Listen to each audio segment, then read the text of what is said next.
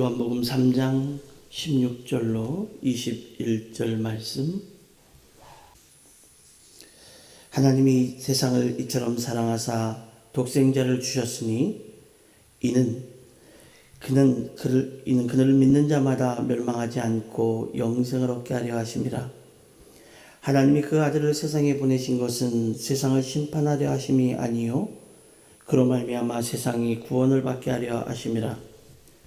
그를 믿는 자는 심판을 받지 아니한 것이요 믿지 아니한 자는 하나님의 독생자의 이름을 믿지 아니하므로 벌써 심판을 받은 것이니라.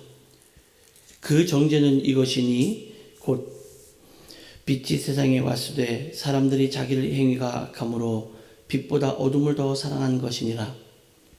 악을 사랑하는 자마다 빛을 미워하여 빛으로 오지 아니하나니 이는 그 행위가 드러날까 함이요 진리를 따르는 자는 빛으로 오나니 이는 그 행위가 하나님 안에서 행한 것임을 나타내려 함이라 하시니라.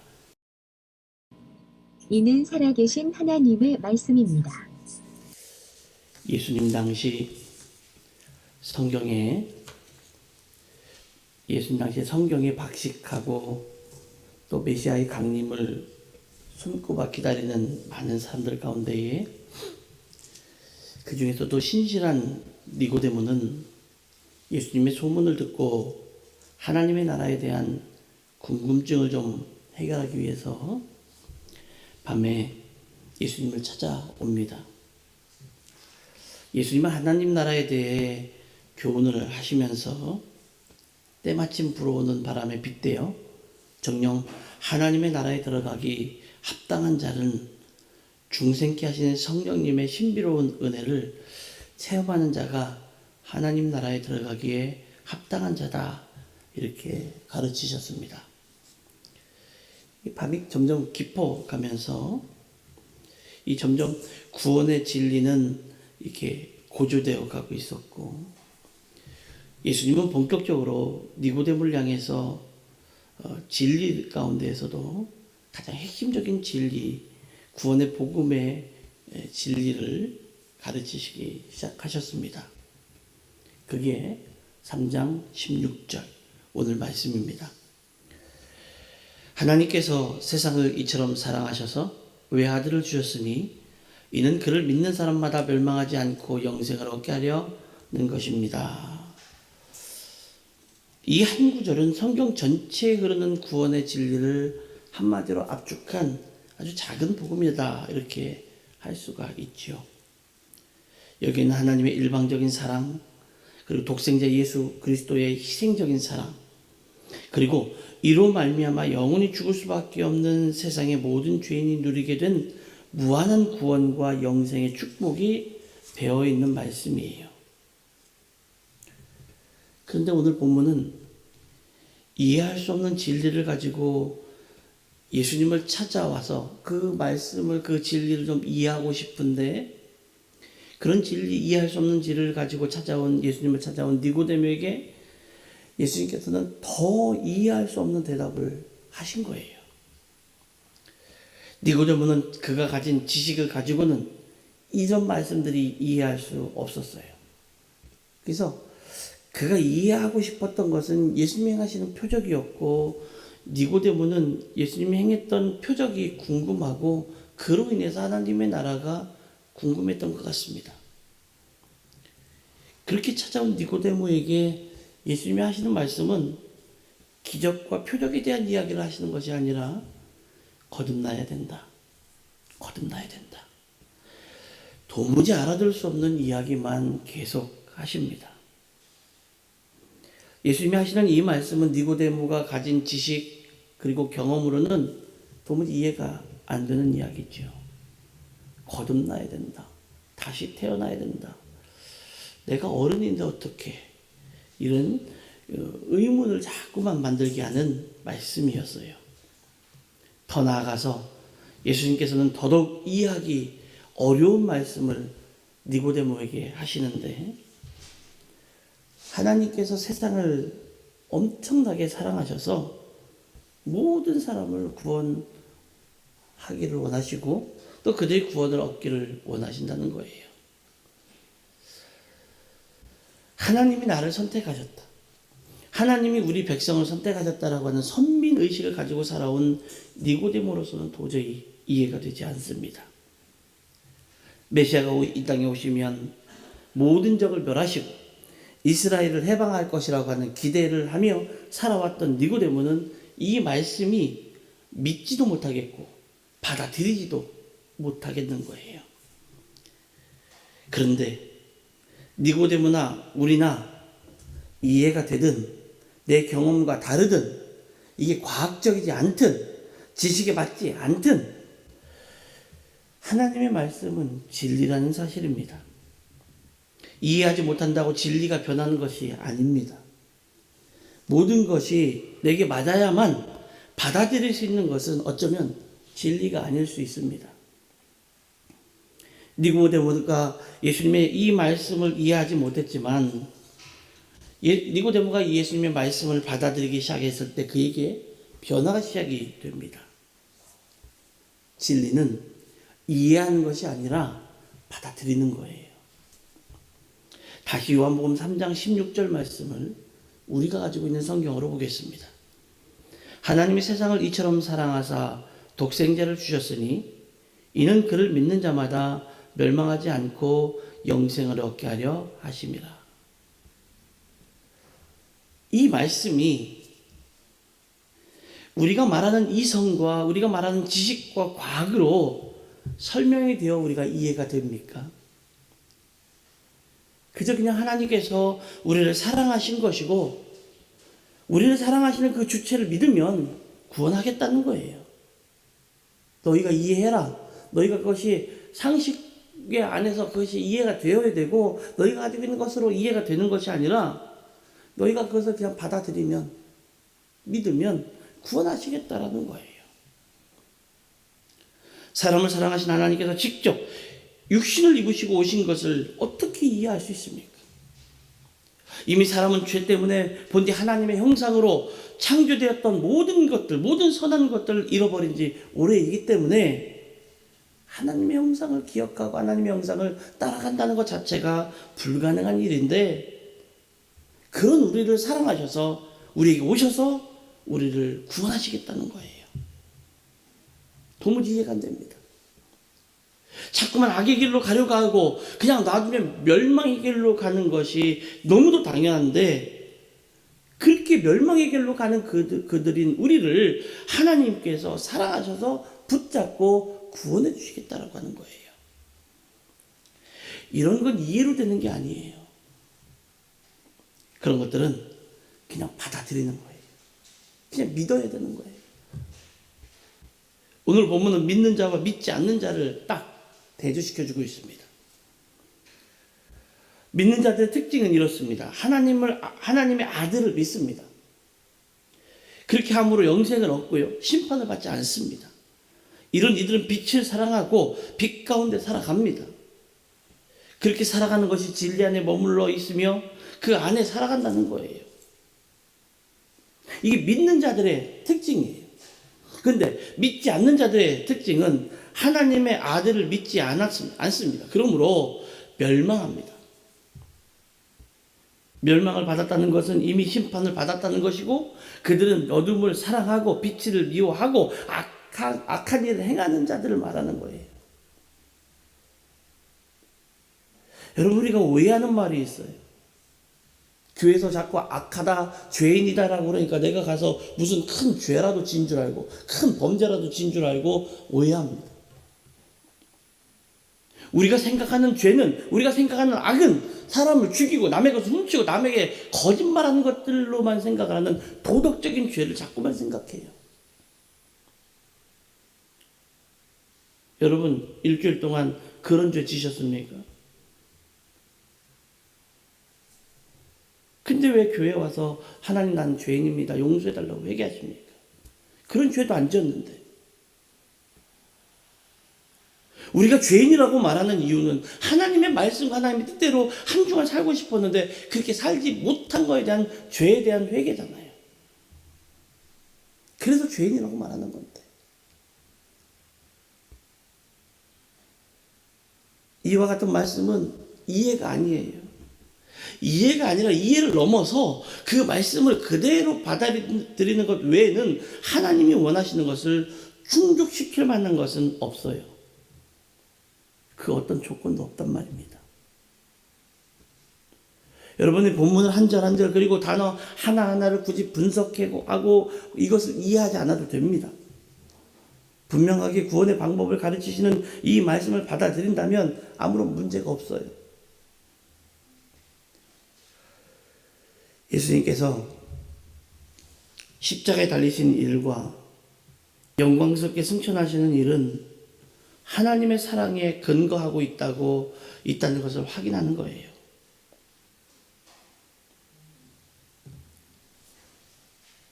하나님이 세상을 사랑할 만하거나 우리가 먼저 하나님을 사랑했기 때문에 하나님 우리를 사랑하시는 거 아니에요. 하나님의 사랑이 놀라운 이유는 세상이 너무나도 위대하고 세상에 사랑받을 만한 그 무엇인가의 매력이 있어서가 아니에요.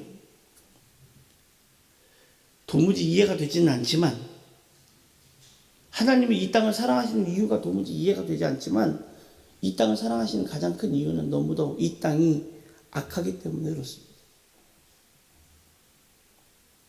서로에게 이익이 있거나 남에게 유익이 있어야만 사랑하고 관심을 주는 세상과는 달리 하나님의 사랑은 이타적이에요. 남을 위한 사랑이고 남을 위한 희생적인 사랑이에요. 나는 나에게 요만큼만 아주 작은 것 하나만이라도 손해가 되면 그 사람과 손절해버립니다. 우리는 다른 사람에게 조금이라도 이익이 되는 것 같으면 그 사람과의 관계를 어떻게 하든지 모함합니다. 이게 사람이 가진 악향이에요. 근데 하나님의 사랑은 그렇지 않아요. 그 사랑은 죄인들이 세상에서 순응함으로써 이기적으로 세상을 사랑한 것과는 차원이 다른 거예요. 그래서 요한일서 2장 15절로 17절에서 여러분은 세상에 있는 것들을 사랑하지 마십시오. 누가 세상을 사랑하면 그 사람 속에는 하늘 아버지에 대한 사랑이 없습니다. 세상에 있는 모든 것, 곧 육체의 욕망과 눈의 욕망과 세상 살림에 대한 자랑은 모두 하늘 아버지에게서 온 것이 아니라 세상에게서 온 것이기 때문입니다. 이 세상도 사라지고 이 세상의 욕망도 사라지지만 하나님의 뜻을 행하는 사람은 영원히 남습니다. 우리가 그토록 자랑하는 육신의 정욕, 안목의 정욕, 이생의 자랑이 다 쓸모없다라는 거예요. 이제 하나님의 사랑 가운데 거하는 사람들은 17절의 말씀처럼 심판을 받지 않습니다. 예수님께서 이미 정죄를 받은 세상에 오셨습니다. 그렇지만 심판하려고 오신 것이 아니라 세상을 구원받게 하기 위해서 오신 거예요. 우리가 대림절을 지나면서 제가 이 말씀을 드리는 이유는 우리는 처음 오셨던 아기 예수에 대해서만 자꾸만 생각을 하죠. 하지만 새롭게 오실 예수님, 재림하에 오실 예수님에 대해서는 전혀 생각하지 않습니다. 우리가 심판받지 않는 자인지 아닌지 아니면 심판받을 자인지를 구별할 수 있는 방법이 있어요. 그것은 예수님을 인격적으로 신뢰하는지 그렇지 못한지를 보면 되는 거예요. 다시 말해서 처음 오신 예수님, 그 과거에 잠깐 계셨던 예수님을 믿기보다는 앞으로 오실 예수님을 믿고 그 뜻대로 살아가고 있는지 아닌지를 보면 되는 거예요.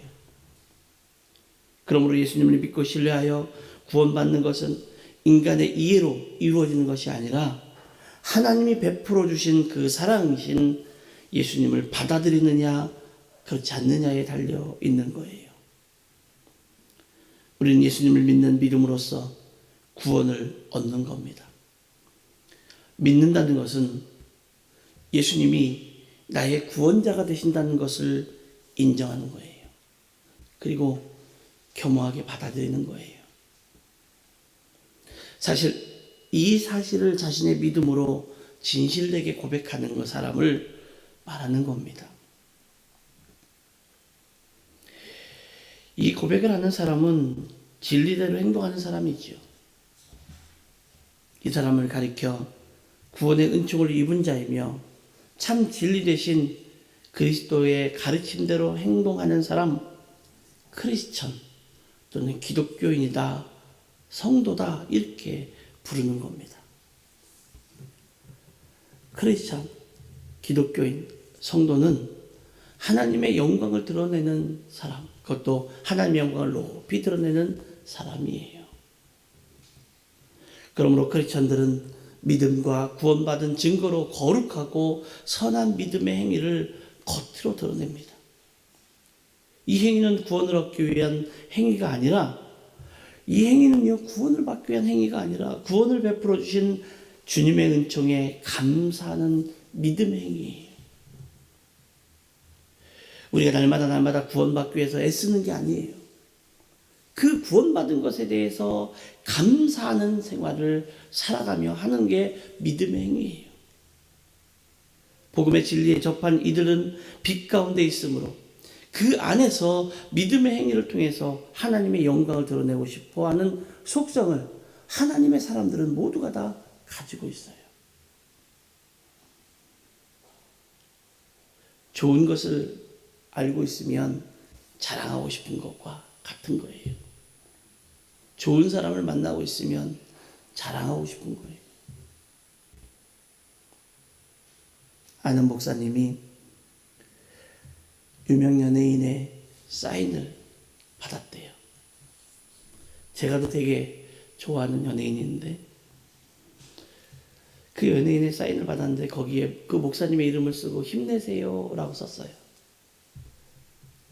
근데 그게 사실은 어떻게 보면 별것도 아닌 일일 수도 있지만 유명한 연예인이라고 하는 그 사람과 만나서 사인을 받았다는 그 하나 때문에 그게 좋은 거예요.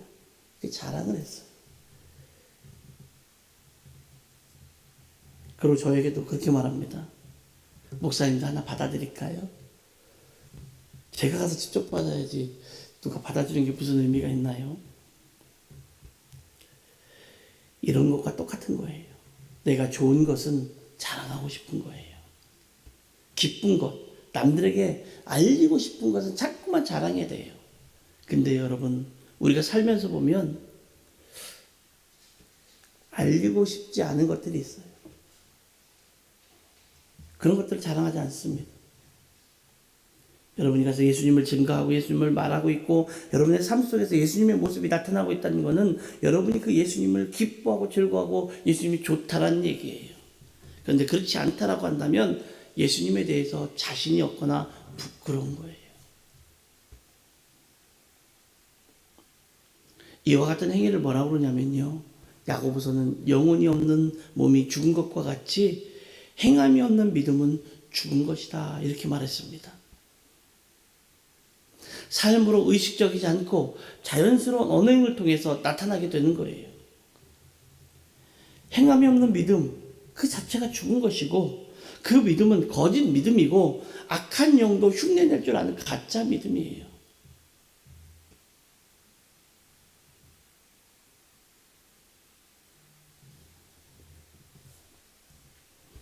얼마나 많은 가짜 영혼들에게, 가짜 영들에게 속고 있습니까? 그것이 마치도 진짜이냐, 그것이 마치도 진리이냐, 얼마나 많이 속고 있느냐는 거죠. 우리는 매년 12월 25일을 크리스마스라고 해서 지킵니다. 그날은 아기 예수님이 오신 날이라고 해서 전 세계가 축제의 분위기로 만들어갑니다. 크리스마스, 어느 때는 엑스마스라고 해서 지킵니다. 아기 예수님이 오신 날이라고 믿는 그리스도인이든 그렇지 않은 이방 종교든 타 종교 사람들이든 관계없이 또는 종교가 없는 사람들까지도 그날은 축제의 날로 알고 지킵니다. 그날이 아기 예수님이 오신 날인지 아니면 엑스마스 아무것도 모르는 날인지 관계없이 모두가 축제일입니다. 근데 한편에서는 이렇게 말합니다. 이날은 로마 태양신 축제일인 미트라 축제일이기 때문에 이 날을 성탄절로 지키는 것은 성경적이지 않고 이것은 우상숭배다라고 과격하게 말하기도 합니다. 예, 맞습니다.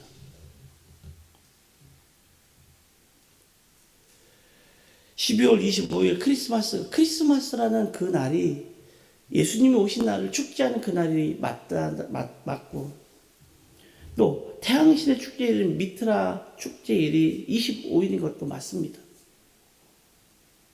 그 말이 맞을 거예요. 근데 그 말이 맞는 말이라고 해서 예수님이 탄생하신 것이 거짓말이 되는 건가요?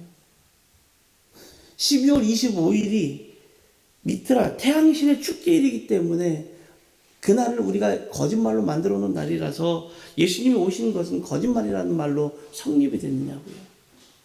우리가 어느 날인지 몰라서 12월 25일로 정한 것 뿐이지 예수님이 이 땅에 오신 것은 진리라는 얘기예요.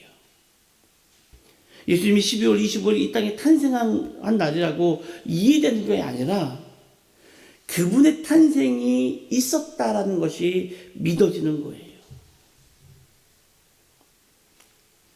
말장난처럼 들리십니까?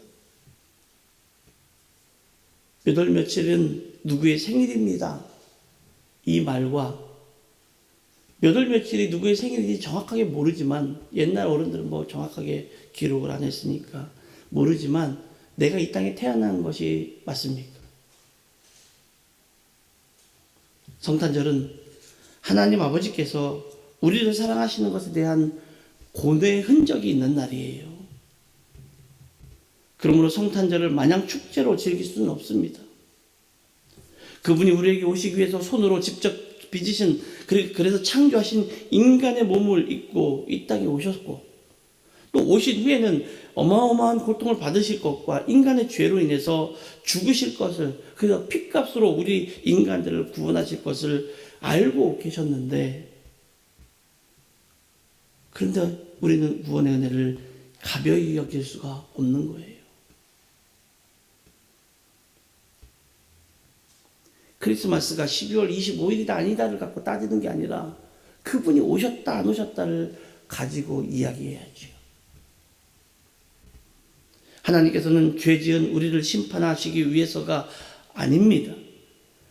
심판하시기 위해서 이 땅에 우리를 위해서 오신 것이 아니라 우리를 구원하시기 위해서 모든 것을 버리고 오셨어요. 한없이 모든 것을 다 주셨어요.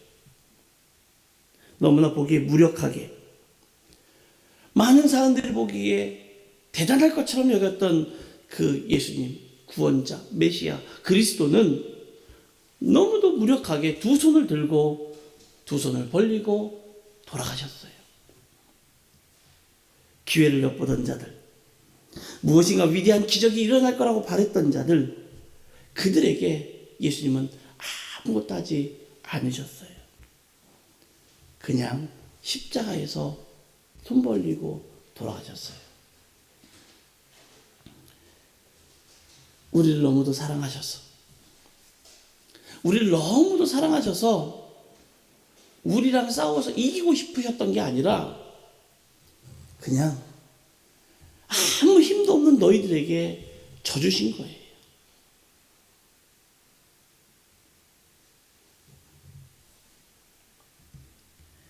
힘 있는 자가 힘 없는 자에게 지는 게 훨씬 더 어렵습니다. 작정하지 않으면 질 수가 없어요.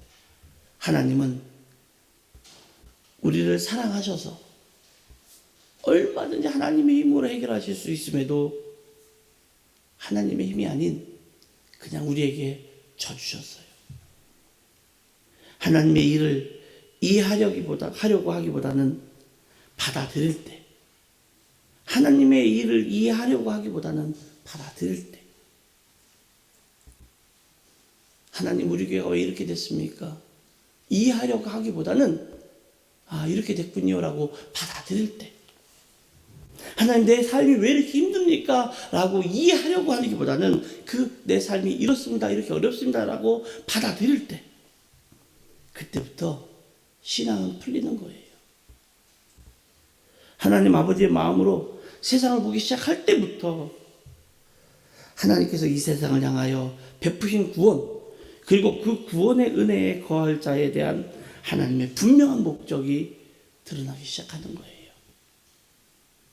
이런 놀라운 은혜가 여러분들에게 임하여서 구원의 은혜의 거할 자로 남은 여생, 모든 삶의 여생, 그리고 날마다의 삶이 가장 기쁘고 복된 삶이 되기를 예수님의 이름으로 축원합니다.